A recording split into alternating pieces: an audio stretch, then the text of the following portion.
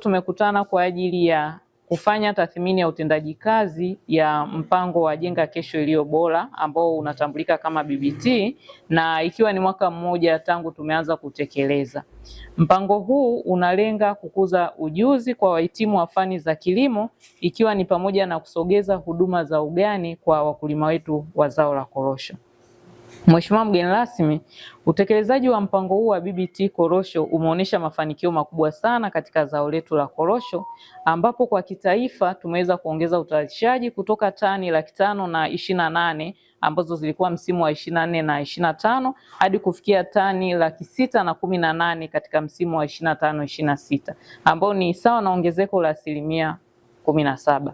Lakini katika mkoa wetu wa Pwani pia tumeona ongezeko hili ambalo tumetoka tani 25,000 ambazo zilikuwa ni msimu wa 24-25 na tumefikia tani 35,000 ambapo ni katika huu msimu ambao tunaomalizia wa 25-26, na ikiwa ni ongezeko la 26%.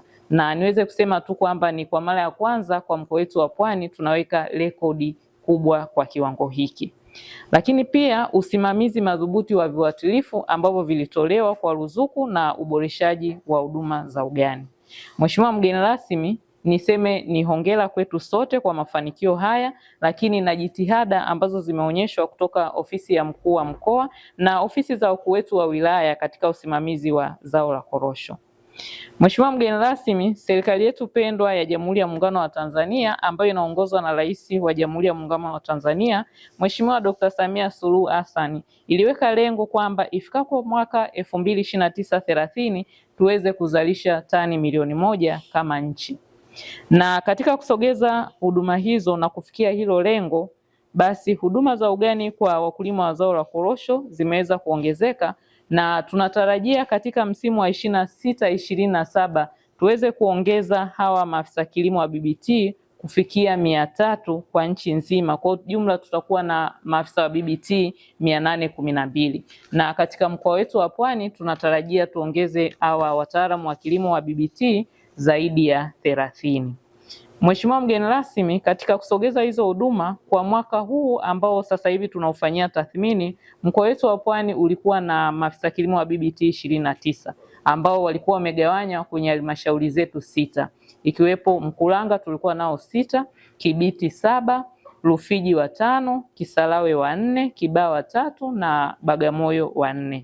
Na aidha mpango huu umewaongezea vijana wetu hawa kwanza ujuzi ambao baadhi yao kama 6 kwa mwaka huu wameweza kupata ajira za kudumu serikalini, lakini hao waliopata baada ya kuondoka tulireplace na wengine. Kwa unaona mpango huu una lengo pia ya kusaidia vijana wetu waweze kuongeza ujuzi na kupata ajira za kudumu.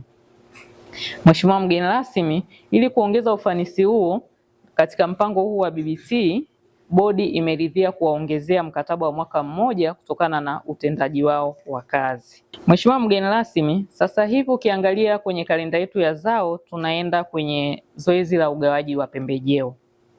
Katika msimu huu ugawaji wa pembejeo kwa wakulima katika ngazi ya AMCOS au vituo vya ugawaji utafanywa na kamati maalum ya ugawaji wa pembejeo kwa wakulima, na kamati hii itaundwa na wataalamu kutoka AMCOS husika, afisa kilimo wa BBT kutoka bodi ya korosho, afisa ugani wa kata, mwenyekiti mtendaji wa kijiji husika, kwa kuzingatia ratiba ambazo zitatolewa na kamati hiyo jinsi itakavyopangwa.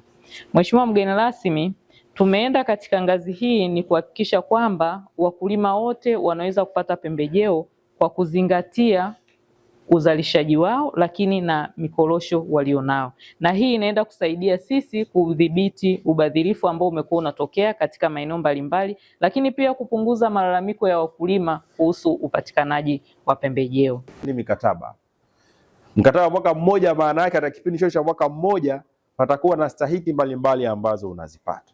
Sasa hebu stahiki hizi unazozipata ziwe na tija na kile ambacho unakifanya kule kwa wananchi. Lakini pia nilisema ukiwa mtaalamu haimaanishi tu wewe utakuwa kazi yako ni kuwaongoza watu.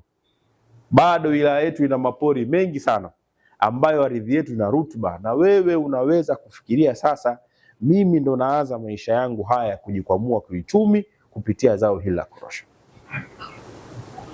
ambao watakuwa wanaenda field huko wanaona. Sisi kuna wananchi wetu hapa hawana chanzo cha uchumi ambacho wanakitegemea isipokuwa zao hili la korosho. Mtu ana shamba lake ambao anajua shamba langu hili nalisimamia kuanzia kupulizia, kupalilia na kila kitu. Nitakapovuna, fedha nitakayopata ndiyo ambayo itaendesha maisha yangu katika kipindi cha miezi yote ambayo imebakia mpaka kufikia msimu mwingine. Sasa kama watu hao wanaweza kuishi maisha haya, kwa nini nyinyi ambao ni wataalamu na mna ujuzi kabisa mshindwe kuishi maisha haya? Na hii ndio shida kubwa ambayo tuko nayo Tanzania. Wataalamu ambao wanafahamu ujuzi wa jambo wanaishia kutufundisha, lakini wao hatuwaoni sasa kwa dhati wakiwa wanafanya jambo. Lakini mafunzo kwa vitendo yanakuwa na tija zaidi, na watu wanaweza kuhamasika zaidi katika yale ambayo mnawafundisha, wakiwaona nyinyi wenyewe mnayafanya yale mambo. Kitu ambacho tunakifanya sisi maafisa ugani ni kuhakikisha tunafanya kazi bega kwa bega na wakulima, kuhakikisha tunafikia malengo ya serikali kwamba ifikapo 2029 2030 tunafikisha uvunaji wa korosho ghafi tani 1,000,000 na ubanguaji wake 100%. Ili kufikisha hizi tani ambazo zinahitajika kuzifikia, sisi kama maafisa ugani kwamba tutafanya kazi kulingana na namna ambavyo tumeelekezwa, na tuna hakika kwamba ifikapo 2029 2030 tutafikia azma hii ambayo bodi ya korosho inaitekeleza kwa niaba ya serikali. Tunashirikiana na wakulima na kuwaelekeza namna sahihi ya uvunaji wa korosho.